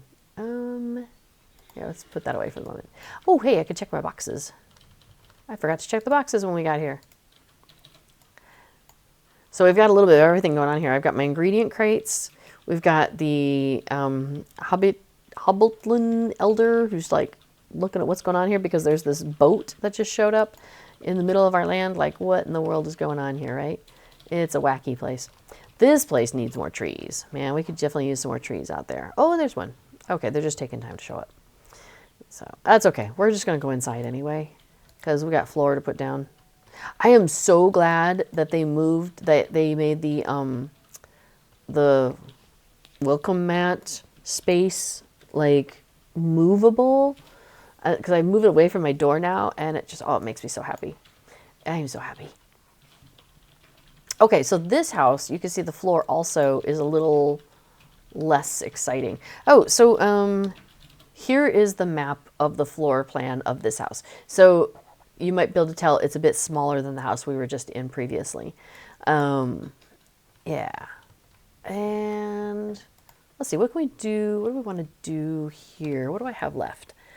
Oh, I have more of this stuff. So that's sand. Let's do the blue thing. How do we like the blue thing? We like the blue thing, okay. Do I want it right by the door or do I want to move it further in? I think it's fine where it is for now. Okay. Oh, we could put something in this room. I bet this room doesn't have anything going on the floor. Do I want to just do the whole floor? Because that would be ivy, because I think that's what I got left. So ivy floor? Yeah, sure, why not? that looks kind of matches with the table set going on there and the kind of Yule theme stuff I still got on the walls because I haven't taken it down here. This is kind of like the Yule jammin' place. Okay, so this one, that might actually have a color. This one I don't think has any color. So see the wallpaper, how you can see the trees, but there's not a lot of definition, like it's hard to tell, versus even just this room where you can kind of see it a little bit better. There's a little bit more definition because this one I'm pretty sure has some like yellow wall color. Yeah, it's got the pale yellow wall color, whereas this room has the wallpaper, but there's no wall color. See, it's empty. So this is where I like the dark ones because, like, check that out. It's striking. So that's an option. It's basically does a reverse, an inverse. But the greens are also really nice with this wallpaper. This is what it looks like with the gold. Yeah, I'm getting a little lag here. So, I mean, there's just like so many cool options with these colors, with this wallpaper. I just love it. You know, we could do the green. It kind of goes with the floor. So that's an interesting idea. Okay, we'll do that for now.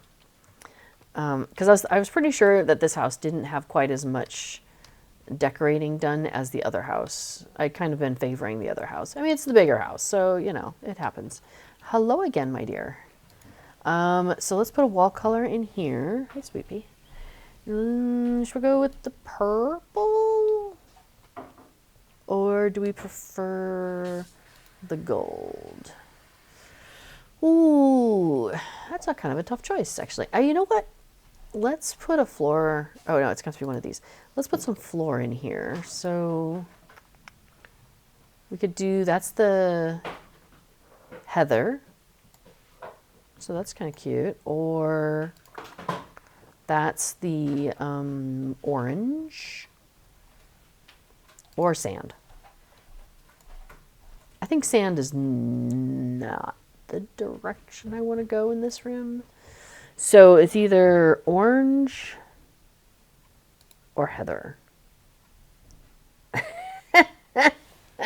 Sorry, I just noticed your accents. Accents brought to you by Locho Client. Olafshire likes the heather one the best. Okay, that's what we have here. Yeah, okay. Yeah, the heather one looks nicer. Now, I'm noticing it's sticking out. Oh, is it? Is it still? Yeah, it's sticking out like into this space. So I feel like if it's going to stick out into this space, it needs to come all the way out. So we'll do that. And that means it's going to miss. Oh, no, it's not missing any over there. That's great. I like that. Okay. So we're going to go with the heather, which means we either stick with the gold, which looks pretty good actually with the heather, I think, or the purple. Now I think we go with the gold. I think that's that's a good combo.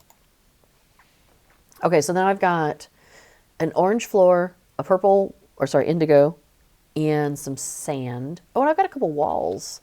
Got some brick stuff going on here that I haven't put out anywhere.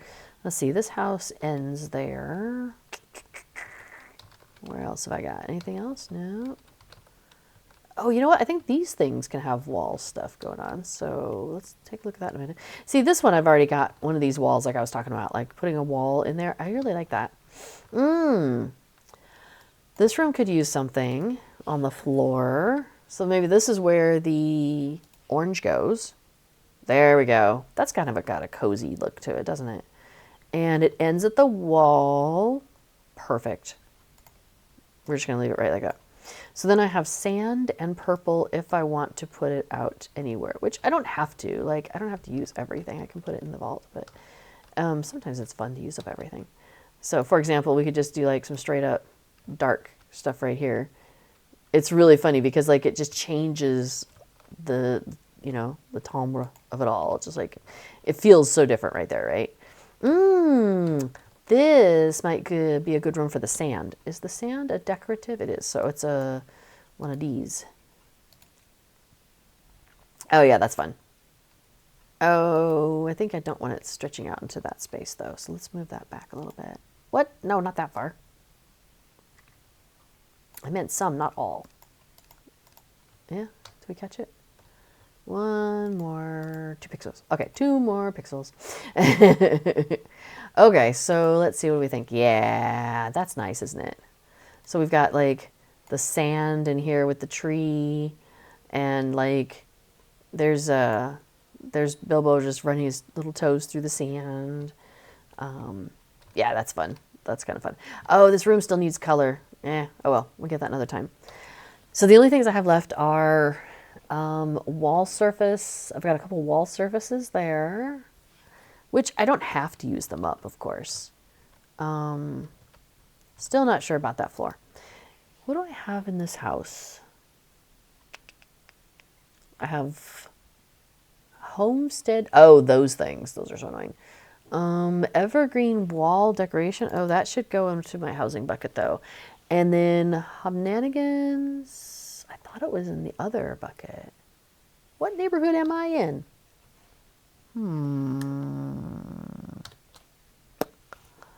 I think I put some Hobnanigans in the other house by mistake. Oopsie.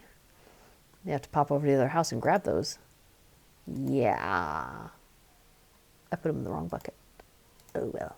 Let me check my shared housing. Yeah, it's not there. But walls and floor, that says Shire. That's a different place. We're going to change that to... Where am I? Where do I want it to be? This is play. This is fine. So let's put it in this house instead. Taylor. Can't remember the exact name of my neighborhood that I'm standing in, but that's okay. And that's some wall stuff. Okay, so then we open the chest to this house and walls, wall, wall, wall, wall, wall, things to go on the walls. Cool. And then that's so funny, that's not what that is, but that's okay. And then in my personal shared storage into housing, yeah, the evergreen wall decoration. It's a selection box, so when you click on it, you get to choose between the garland and the sconce. And I honestly don't know which one I want right now, because they're both actually quite cool. So we'll leave that for now.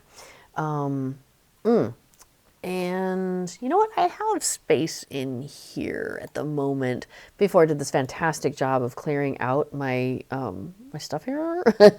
So I'm going to just throw a bunch of stuff into this one for my other character to pick up.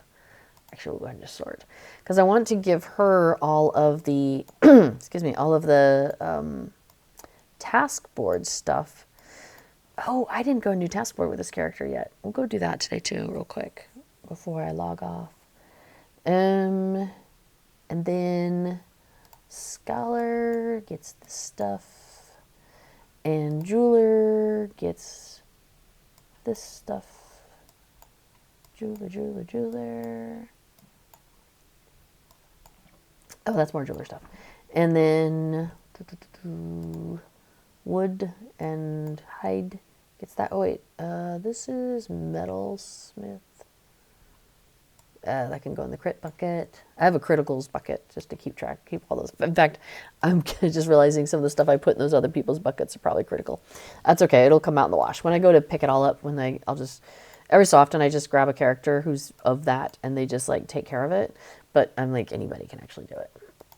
It's fine. Metals and... Sorry, I'm moving too fast. And that critical stuff.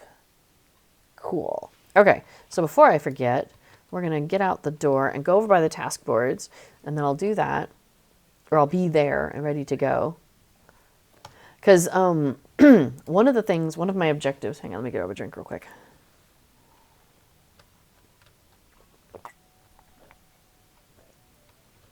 Excuse me. One of my objectives right now on this server, Laurelin, and then over on Treebeard also, is to get to level 75 on the legendary item reward track. And if you turn in task board items at or around your level, it does a really good job of moving that bar forward. It gives you some of that legendary item experience. So for example, let me pick up all of these because I know I have the stuff for them. All right, so I'm going to turn them in here to this box. And you can see above my head here, the purple bar. If I click on it and finish now, you can see it actually moves. So this is what I've been trying to do with this character because I know I have enough stuff for her right now. And then I have another character that's of like level 57. So I thought, well, the Sarnúr stuff is not exactly her level. It's a little below her. It's like the board before her, but that's okay. It should hopefully give me some stuff because I was running around in Moria with this character because she hasn't done Moria all of it anyway, and grabbing a whole bunch of task stuff by taking things out. All right, that's my 10 task. My limit's reached.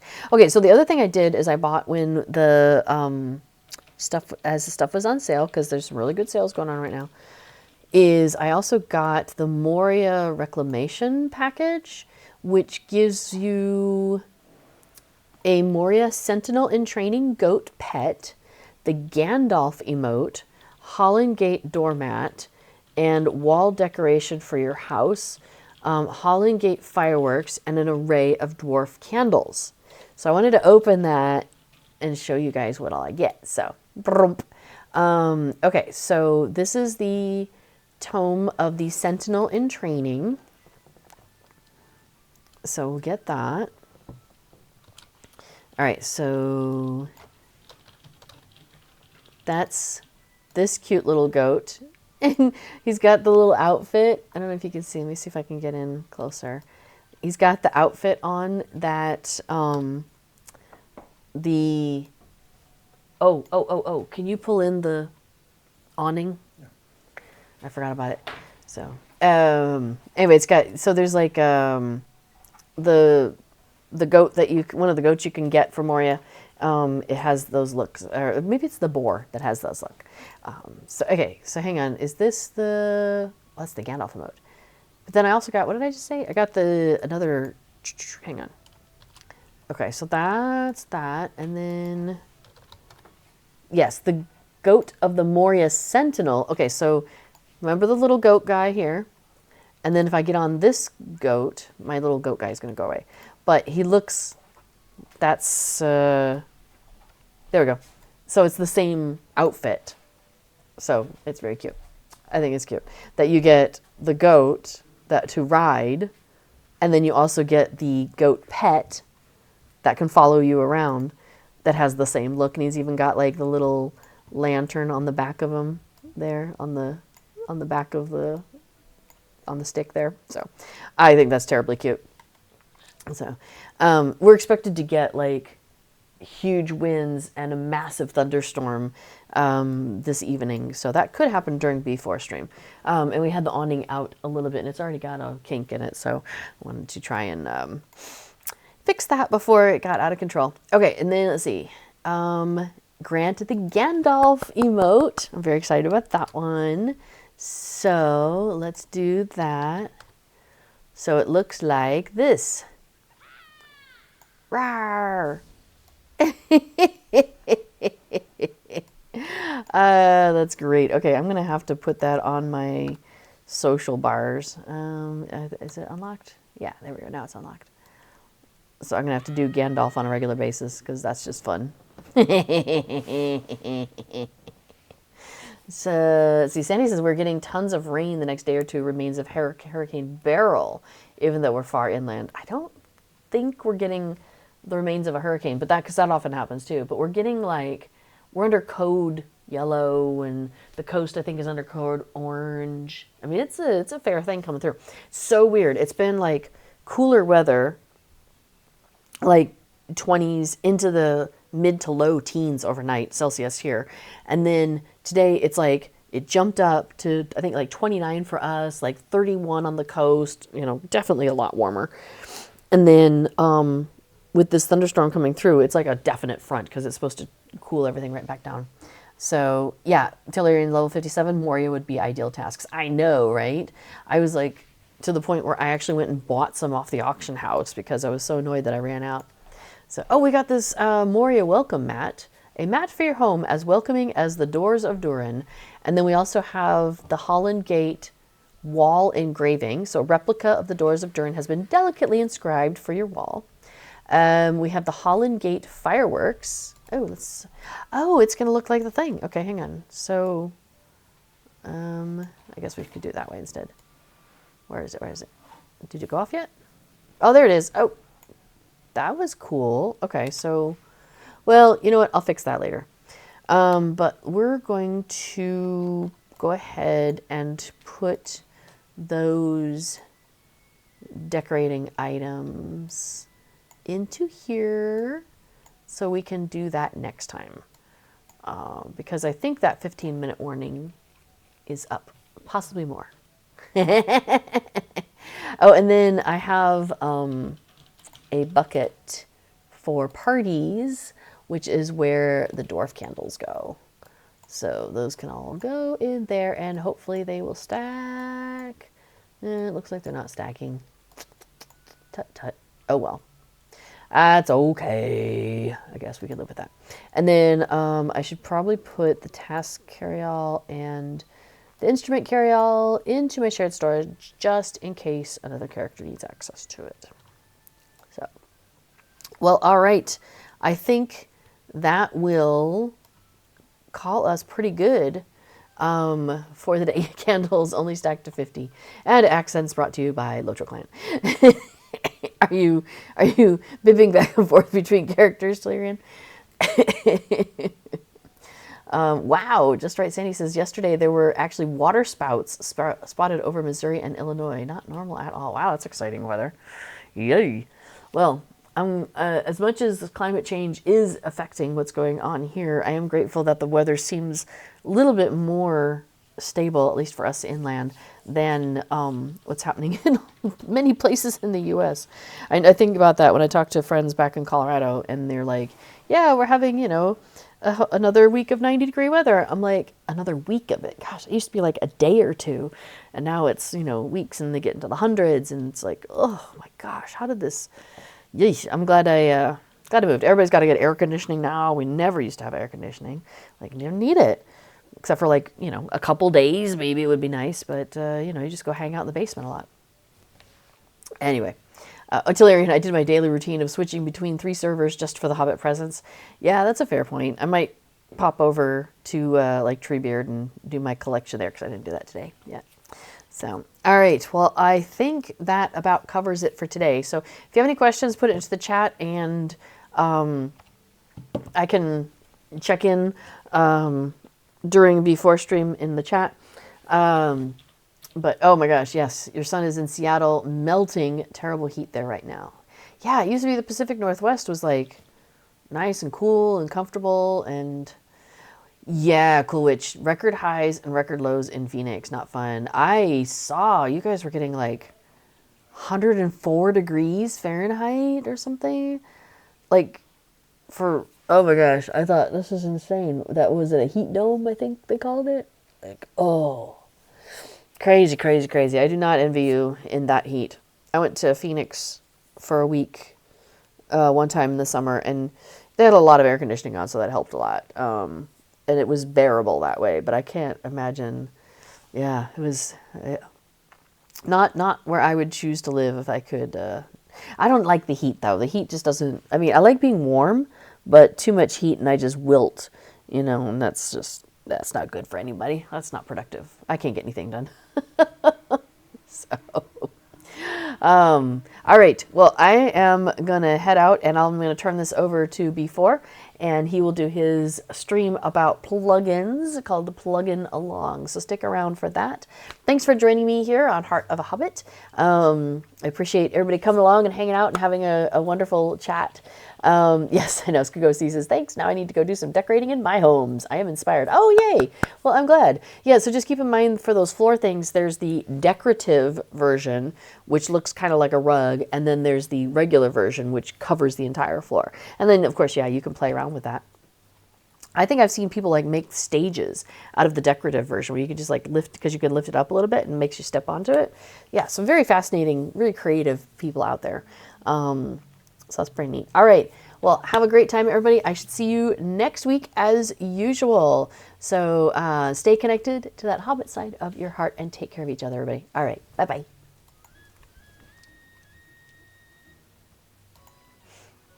Okay.